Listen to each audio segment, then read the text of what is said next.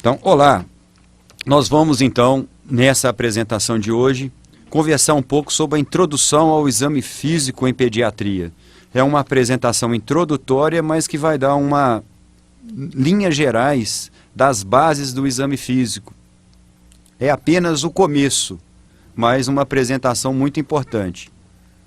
Então, no exame físico, relacionada ao objetivo dessa apresentação, dessa disciplina, nós vamos conversar um pouquinho hoje sobre a antropometria, os dados vitais, a ectoscopia, o exame da cabeça, dos olhos, do ouvido, do nariz e da garganta, do pescoço e dos linfonodos. Então, algumas linhas gerais sobre o exame físico. Na pediatria, o que às vezes surpreende o aluno nas fases iniciais do contato com a pediatria é não ter assim essa sequência. Ela deve ser uma sequência habitual, mas ela às vezes pode variar de paciente para paciente. Mas você tem que criar uma sequência de modo que você não esqueça nenhuma etapa do exame físico. E essa habilidade de poder variar até que no paciente de uma determinada idade você começa com uma parte do exame físico e um paciente com uma determinada idade você começa com a outra, vem com o tempo. E uma coisa muito importante para todos vocês é tentar reconhecer o patológico quando você está familiarizado com o normal. Então, vocês que estão iniciando no curso, examinar o pai, a mãe, o namorado, a namorada. Então é muito importante você tentar conhecer o normal. E conhecer o normal e com relação ao exame, o menino que vai consultar por um motivo X, você faz sempre o exame físico completo para sempre memorizar o normal. Conforme eu falei, a sequência varia de acordo com a idade. Na criança pequena você pode tentar fazer boa parte do exame com a criança no colo, tentar ver esses dados vitais iniciais de frequência respiratória, do padrão respiratório, a frequência cardíaca. Aí nesse momento você pode sentar ou deitar a criança e partir para os procedimentos que incomodam, se deixar mais por último, como a otoscopia, a oroscopia, e mesmo pesar e o medir, mas que pode ser feito até às vezes no início, para a criança perder o medo. Sempre procurar o conforto da criança, físico e psíquico, tentar fazer boa parte do exame nos pequenininhos no colo da mãe e retirar a roupa, às vezes até de forma gradual. É uma técnica interessante também. E o exame físico deve ser minucioso, mas não demorado.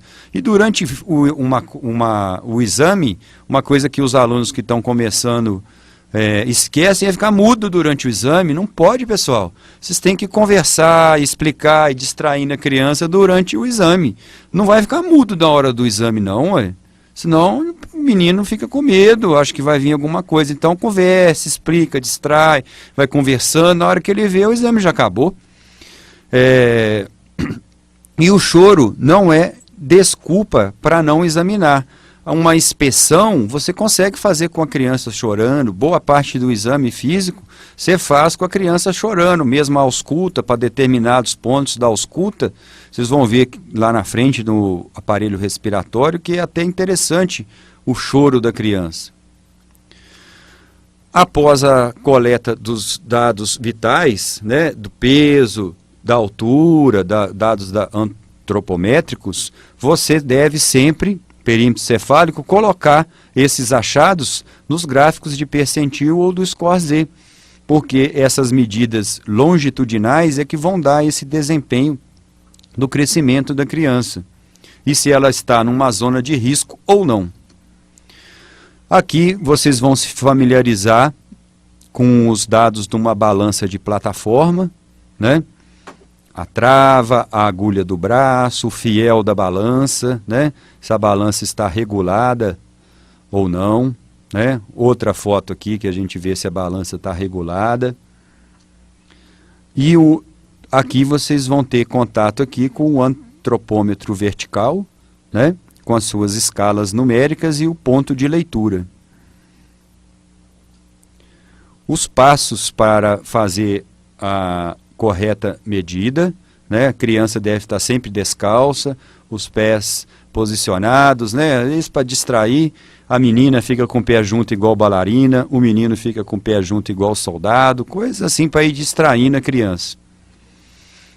Na antropometria, nos dados vitais, devemos avaliar a frequência respiratória. Aqui vocês podem ver os parâmetros principais de valores de referência. Até 2 meses é 60, de 3 a 12 meses é 50, de 1 a 5 anos é 40.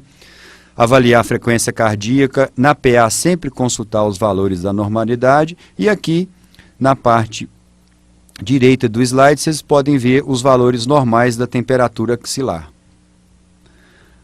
A correta medida e os pontos de referência para a medida da pressão arterial. E na ectoscopia, que é um dado assim extremamente importante, uma boa ectoscopia, o médico já experiente, o aluno mais amadurecido no final do curso, boa parte a gente costuma conversar que se resolve na ectoscopia, pelo menos as linhas gerais. Esse paciente tem aspecto de doença aguda, tem aspecto de doença crônica, é um menino que dali vai embora para casa, é o menino dali que vai precisar internar, tudo ali, às vezes na ectoscopia a gente já resolve. O aspecto geral da criança, o estado de consciência, a posição, a atitude com o examinador e com os responsáveis, se essa criança tem alguns dismorfismos que nos fazem pensar em alguma doença, se tem face típica de alguma doença ou se tem uma face atípica que não nos faz pensar em nenhuma doença. O estado de hidratação da criança, de nutrição, se está corado, se está cianótico, se está ictérico. Avaliação de pele e fâneros, se tem lesões nos cabelos, nos pelos, nas unhas. O tecido subcutâneo, se está uniformemente distribuído, se tem alguma área de edema. E aqui nós vamos já ver algumas faces que nos faz lembrar de algumas coisas. Então, esse exemplo de uma criança, 3 crianças com o mesmo padrão, com uma face adenoidiana, com uma dificuldade respiratória, na letra C, já internado, até com uma cânula nasal, com uma respiração oral. Aqui já partindo para outros faces típicas, né? Uma criança com síndrome de Down, uma outra com hidrocefalia. Outros exemplos aqui, criança em tratamento com corticosteroide para asma brônquica, é uma face de lua cheia, né? E uma distribuição anormal de gordura. Uma outra criança aí com a face adenoidiana, nesse nós devemos até a incidência radiográfica do cavum, mostrando uma completa obstrução da passagem de ar. Aqui nós vimos no diapositivo, na letra B, uma amígdala muito aumentada, com uma adenoide provavelmente muito aumentada, que a gente consegue ver só com exames mais específicos, como essa radiografia de cavum ou o vídeo nasolaringoscopia. Na ectoscopia, nós devemos avaliar ainda o cabelo, os pelos e as unhas. O cabelo, pessoal, é de fundamental importância a gente avaliar a distribuição. O cabelo tem muito a ver com o estado nutricional da criança. Cabelo seco, quebradiço, nos fazem pensar numa desnutrição. Então devemos avaliar a implantação, a quantidade, se tem presença de áreas de alopécia ou uma alopécia total, a pigmentação, o brilho, que aí tem a ver com aquela questão que eu falei do estado nutricional, a espessura, a textura, a resistência. A pele é um outro dado muito importante. A pele é uma situação que devemos olhar com atenção, que ele já às vezes é a primeira manifestação de muitas doenças. Então, avaliar a espessura, a quantidade, a pigmentação, a distribuição homogênea ou localizada, se tem hirsutismo ou hipertricose. Na presença de pelos pubianos e axilares, avaliar o aparecimento é aceitável para aquela idade da criança. As unhas é outra parte da ectoscopia muito importante, que pode ser manifestação inicial de muitas doenças.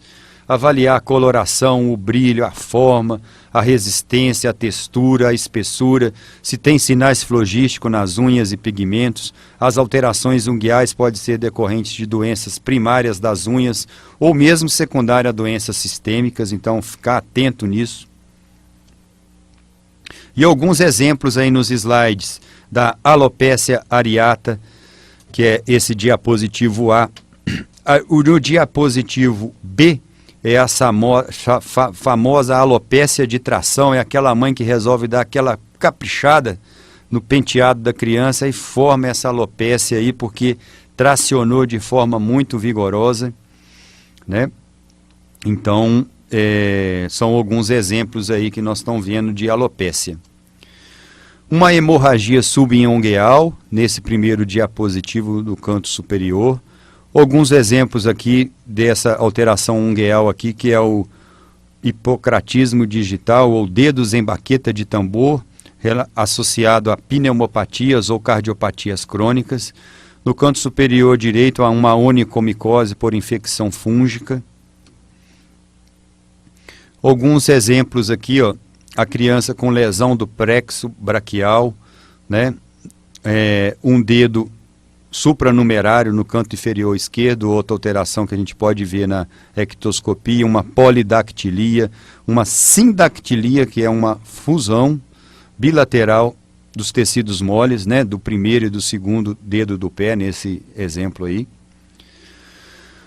Dando sequência, então não desanimem, continuem animados com a apresentação, que eu acho que é importante vocês terminarem. Então vamos dar sequência, que vai valer a pena. Vamos dar sequência então na pele e mucosas, né? Nas mucosas avaliar umidade, hidratação, a mucosa oral e ocular, se está hidratado, se está desidratado, a elasticidade da pele, a perfusão capilar, onde você faz uma leve compressão, por exemplo, da polpa digital, e vai contando se essa perfusão se volta ao normal em até 2 segundos. Mais que 3 segundos, geralmente está associado com uma perfusão capilar alterada. E geralmente associado, às vezes, a infecções até graves, né, que tem alteração da perfusão capilar.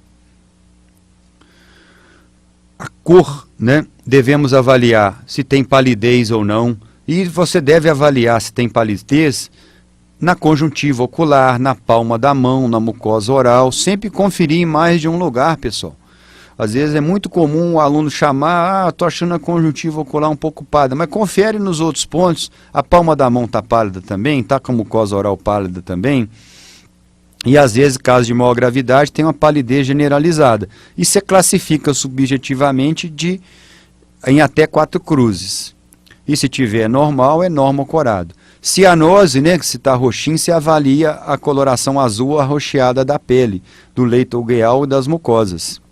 A icterícia é a coloração amarelada da pele, da esclerótica e das membranas mucosas, classificar subjetivamente até 4 cruzes. Vocês têm uma apresentação nessa base do Moodle específica das lesões elementares de pele, mas em linhas gerais, para motivar a apresentação, que aí é com mais detalhe, das lesões elementares de pele. Nas alterações de cor, as vásculas sanguíneas são o eritema, o rubor, o enantema, o exantema e a telangiectasia, e vocês vão poder ver na apresentação exemplos de cada uma. As lesões pigmentares ou discrômicas, o pigmento melânico é a hipercromia, a hipocromia ou acromia, e os pigmentos anormais da pele, ou se tem pigmentos exógenos. As lesões purpúricas, que são as petequias e esquimoses. As formações sólidas, que vocês vão ver exemplo de cada uma na outra apresentação, que são a pápula, a placa, o nódulo, o tumor, a vegetação, a verrucosidade. E as lesões de coleção líquida são as vesículas, as bolhas, as pústulas, o abscesso e o hematoma. As alterações da espessura é a ceratose, a liquinificação, a infiltração, a esclerose, a atrofia e a cicatriz. E as perdas teciduais são as escamas, a erosão, a ulceração, a fissura, a fístula, a crosta e as escaras. Mais um exemplo aí das lesões elementares, repetindo a apresentação anterior. Alguns exemplos, né? Aí o enantema, uma criança com AIDS, né? Com sapinho. Dermatite de fraldas por cândida, outro exemplo. Uma tinha versicolor, E no diapositivo, no canto inferior, uma lesão hipocrômica, o vitiligo. Outro exemplo aqui, um exantema maculopapular em paciente com síndrome de Kawasaki. Um outro exemplo de lesões purpúricas palpáveis em membros inferiores em paciente com uma púrpura de Enoch-Schullein. Uma mancha mongólica, que são essas lesões hipercrômicas no dorso. Uma mancha vinhosa, uma lesão vermelho-purpúrica característica na face desse bebê. E uma mancha salmão no dorso. Uma mâncula, uma área maculosa típica, vermelho clara, na nuca desse bebê. Uma lesão pustulocrostosa e uma miliária rubra com numerosas lesões papulopustulares diminutas, né, nesse paciente. Algumas lesões do tipo hemangioma. E partimos agora para a avaliação do tecido subcutâneo, onde nós vamos avaliar o turgor, a elasticidade da pele, o panículo adiposo, se tem edema, e o sinal do Godet ou do cacifo, que avalia se tem edema ou não. Na avaliação da cabeça, olho, ouvido, nariz e garganta, é uma parte muito importante do exame físico. Na avaliação da cabeça, inicialmente nós devemos avaliar a dimensão da cabeça, se tem macrocefalia ou microcefalia ou se esse tamanho é normal. Nesse momento, vocês podem até dar uma pausa e dar uma conferidinha aí nos itens anatômicos aí da posição anatômica da fontanela anterior, da fontanela posterior e as suturas com seus respectivos nomes. A sutura lambidoide, a sutura frontal, a sutura temporoparietal. Então, avaliar essa revisada anatômica. O crescimento craniano normal tem um sentido, que vocês podem ver nessa figura à sua esquerda. Qualquer crescimento exagerado e diferente, né, ele é uma malformação craniana, que tem um nome geral assim de dolicocefalia. E cada alteração, de acordo se ocorre em uma região ou em outra, ela tem um nome específico. Por exemplo, escafocefalia ocorre quando a sutura sagital está solidificada. Nesse exemplo, nós podemos ver uma escafocefalia. A plagiocefalia, a sutura coronal solidificada. A trigonocefalia, a sutura metópica solidificada. Muitas dessas alterações do crescimento craniano estão associadas a síndromes. Doenças, às vezes, que têm epônimos associados a determinadas alterações do crescimento craniano. Então, reforçando, acrocefalia, escafocefalia, braquicefalia e acrocefalosindactilia, associado à síndrome de Apert. Exemplo de turricefalia. Na cabeça, nós devemos avaliar se há deformação na simetria do crânio. Classificar em turricefalia, braquicefalia, escafocefalia, acrocefalia e plagiocefalia. Observar se há presença de tumefação, alteração no tamanho, da consistência e na região acometida. Na cabeça ainda devemos avaliar a presença do craniotabes e se o craniotabes é fisiológico ou adquirido. Então, nesse caso, uma correta história clínica é muito importante. Nas fontanelas, devemos avaliar se ela está nivelada, abaulada ou deprimida. O desaparecimento da fontanela anterior varia, oscila em torno de 6 a 18 meses. Então, alguns exemplos cranianos. Nesse aqui é um exemplo comum, trauma de parto, uma bossa serossanguínea, que com o decorrer dos dias isso vai ser reabsorvido.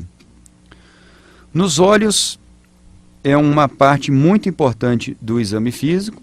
Então, uma inspeção geral dos olhos, sempre descrever se a alteração é uni ou bilateral, a posição dos olhos, se tem hipertelorismo ou hipotelorismo, avaliar a posição da fenda palpebral e sua simetria entre os dois olhos, o volume, se tem microftalmia ou buftalmia, que é aumento do globo ocular, avaliar a simetria dos olhos nas órbitas, denominar se tem exoftalmia ou não, e se tem enoftalmia, e avaliar sempre a tensão do globo ocular. Avaliar o estrabismo, né, que pode ser convergente ou divergente, e avaliar sempre a movimentação dos olhos. Se há movimentação espontânea ou voluntária, o ritmo. Quando involuntária e rítmica é denominado nistagmo. Então, alguns exemplos aí de alterações, né? Uma exotropia infantil com reflexo corneano de luz descentrados. Nesse caso, nós temos uma criança com um pseudoestrabismo, ela tem uma dupla pega palpebral, esse olho mais alongado com uma dupla pega, e aí isso faz-nos pensar nesse duplo, essa dupla pega faz-nos pensar nesse pseudoestrabismo.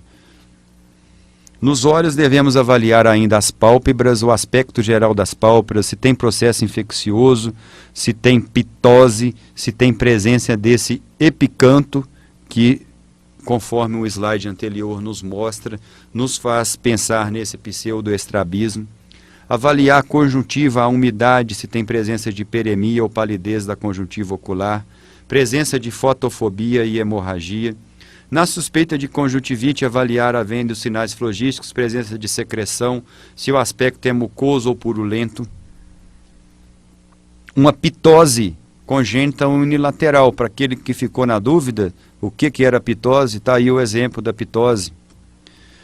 Um angioedema, né, geralmente associado a alergia, nesse caso foi alergia ao veneno da abelha. No canto superior direito, vocês veem uma celulite periorbitária. No canto inferior direito também, o mesmo exemplo, uma celulite periorbitária. Alguns outros alterações oculares, o ordéolo, calásio, nessa figura central, calásio da pálpebra, figura lateral direita. Nos olhos ainda é importante avaliarmos as escleróticas, a cor, o aspecto da esclera. Normalmente elas são brancas, mas pode ter uma tonalidade levemente azulada. Nos negros ela pode ser amarelada. Avaliar as pupilas, o diâmetro, se ela é isocórica, anisocórica, a fotorreatividade, se tem miose ou midríase, o reflexo fotomotor direto, como ele está, como está do olho oposto, esse reflexo motor consensual, pesquisar também se há leucocoria. Na córnea, verificar o brilho e a transparência. Na íris, observar a forma, o aspecto, a cor, a ausência de pigmentação. E alguns exemplos aí, ó, glaucoma congênito.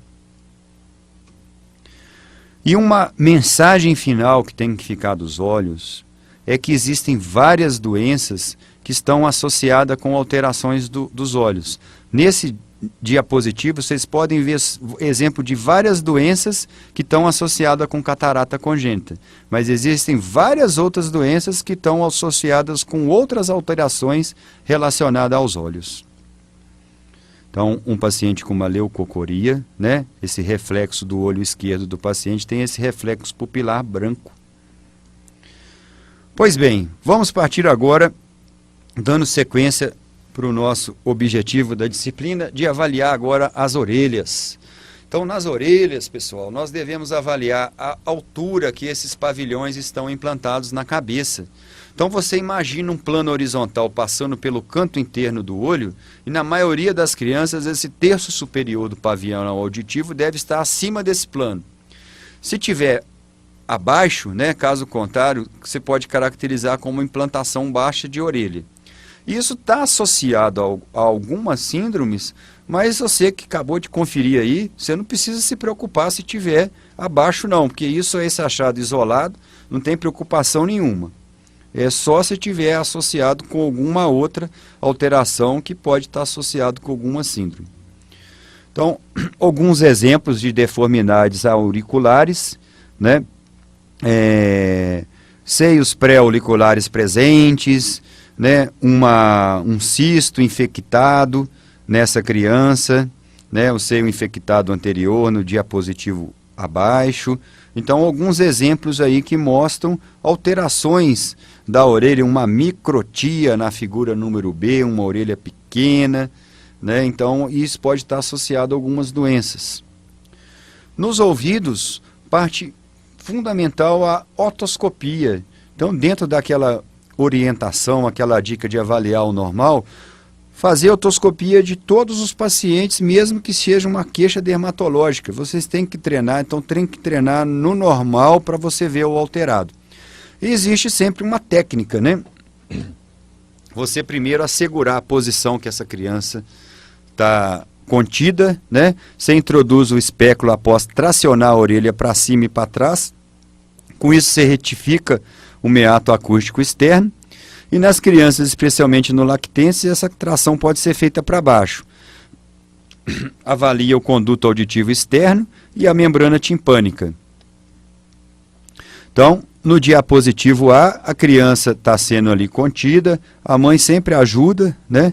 Então, com uma mão, o médico está segurando a cabecinha da criança, com a outra ele está tracionando a orelha e segurando o otoscópio. Então, essa atenção com essa mão aí que segura o otoscópio, pode ser a mesma mão que segura a cabecinha da criança. Então, ali o médico fazendo uma interação ali com a criança, para ela perder o medo, né? Ela vê a luzinha, fica alegre, às vezes iluminar o próprio dedo da criança, assim, ela vê só que é uma luzinha, é uma dica pediátrica, assim, interessante. Alguns pontos anatômicos chaves aí, que vão ser importantes para vocês terem uma correta avaliação da otoscopia normal. Uma otoscopia normal, bonita, com a presença do triângulo luminoso, com a membrana de aspecto normal. E alguns exemplos aí de alterações da otite média aguda, né? Nesse alguns exemplos aí. No canto inferior nós vemos uma otite média aguda com meningite bolhosa, algumas pequenas bolhas, né? E alguns outros exemplos de alterações da membrana do tímpano. Na avaliação do nariz é uma outra parte importante do exame físico. Então, avaliar se tem obstrução das vias aéreas nasais, fazer uma inspeção externa da forma do nariz, se tem assimetria, malformação da lesão traumática ou tumefações, observar se há abatimento de asas do nariz. Na inspeção interna, avaliar sempre a mucosa. Nossa cidade, né, Belo Horizonte, é muito comum a rinite alérgica, muitas oscilações do clima, períodos de outono, primavera, muito secos, né? E às vezes no verão com 2, 3 estações no mesmo dia, então às vezes é comum a mucosa estar pálida, hipertrofiada. Corneto nasal inferior, avaliar o tamanho, o septo nasal se tem desvio ou perfuração, se tem presença de corpos estranhos, ulcerações, pólipos, tumores, presença de secreções, mucos, sangue, crostas ou epistaxe. Novo diapositivo aqui para vocês relembrarem a anatomia do nariz. Vocês podem dar um pause agora aí e dar uma revisada aí nos pontos anatômicos importantes. A avaliação aí, ó, do nariz, né? Primeiro até só com a luzinha, depois ali com o otoscópio avaliando o corneto, ver secreção, essa mucosa aí hipertrofiada, pálida. No canto inferior aqui vem uma quantidade de secreção.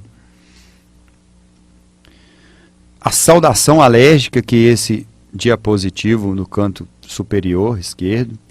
O olho da criança alérgica, né? E a prega nasal no terço inferior, que também chamada linha de Denny, né? Uma outra característica da criança alérgica. Partimos agora, pessoal, para o exame da boca e da garganta. Nos lábios, devemos sempre observar se tem deformações, fendas, paralisias, fissuras, vesículas, pústulas, alteração da coloração e edemas.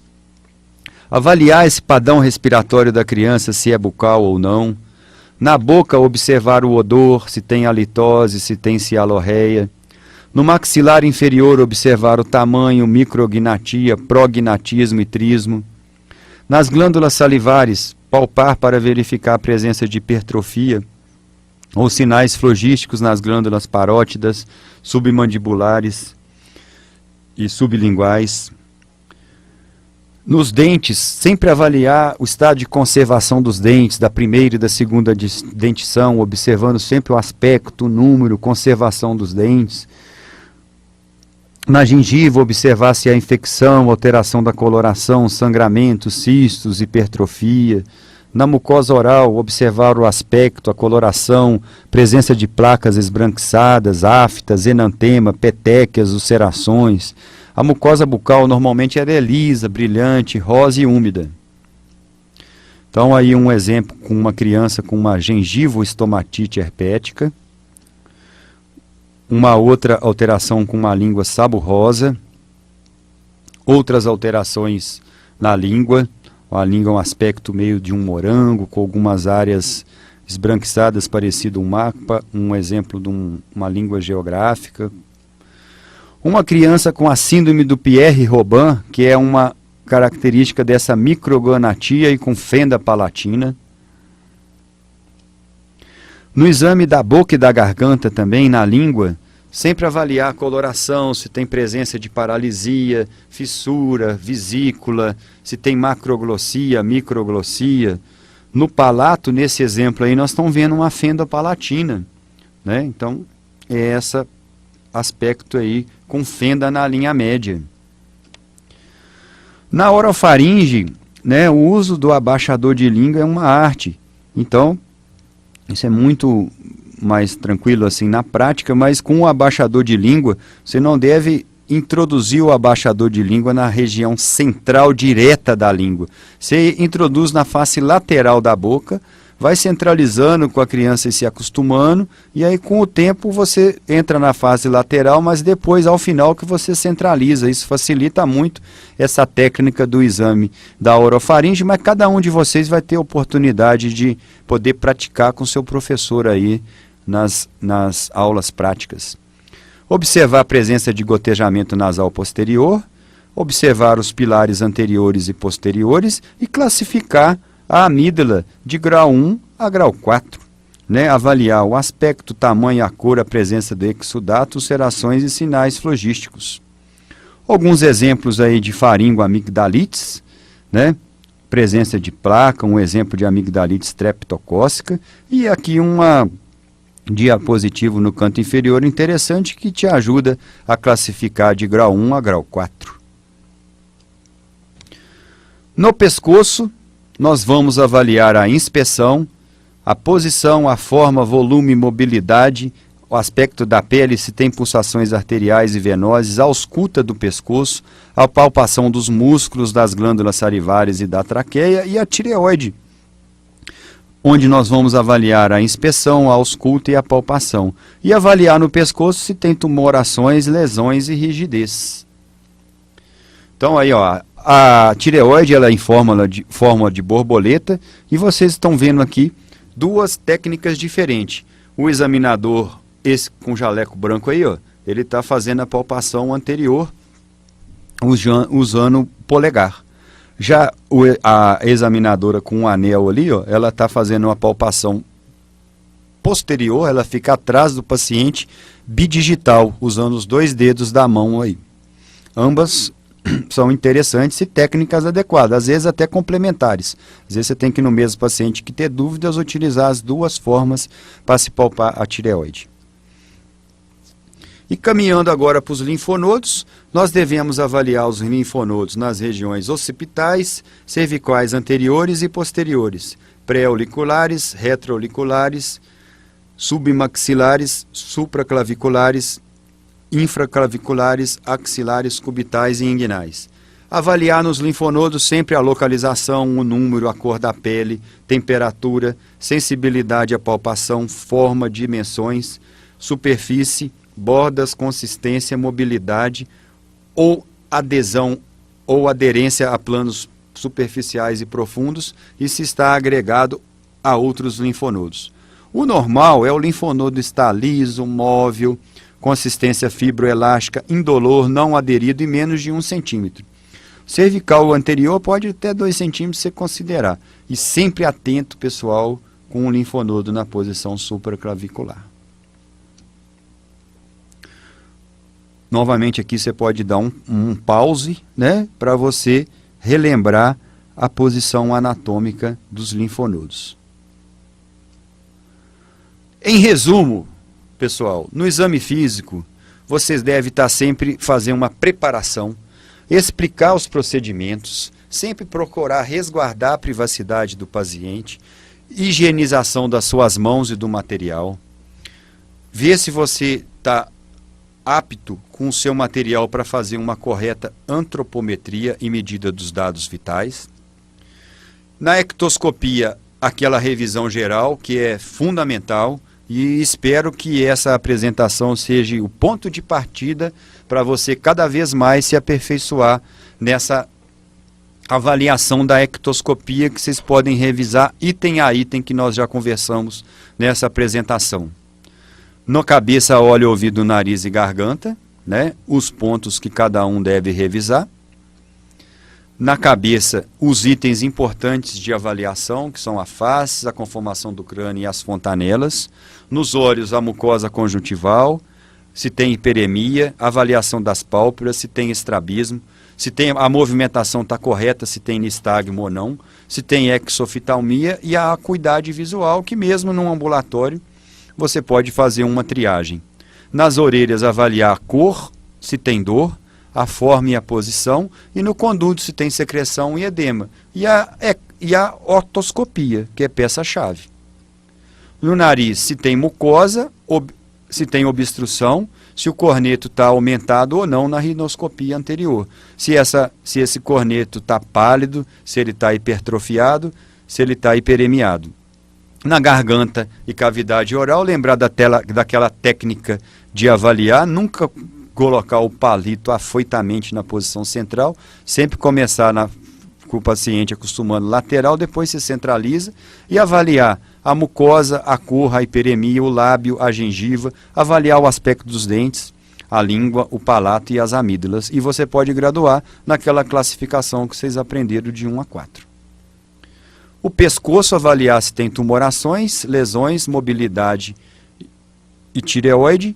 E linfonodos, avaliar as cadeias, os números, o tamanho, a consistência, a mobilidade e sinais inflamatórios. Em suma, pessoal, essa é como se fosse um jardim. É uma semente que nós estamos plantando aqui do início do exame físico, uma parte inicial. Cada capítulo desse vocês vão poder estudar na bibliografia de referência e aprofundar mais. Mas o objetivo dessa apresentação foi apenas o começo. E espero que tenha motivado todos vocês a aprofundar o conhecimento em cada um desses itens. Muito obrigado pela atenção e bons estudos para vocês, tanto na pediatria como em todo o seu curso.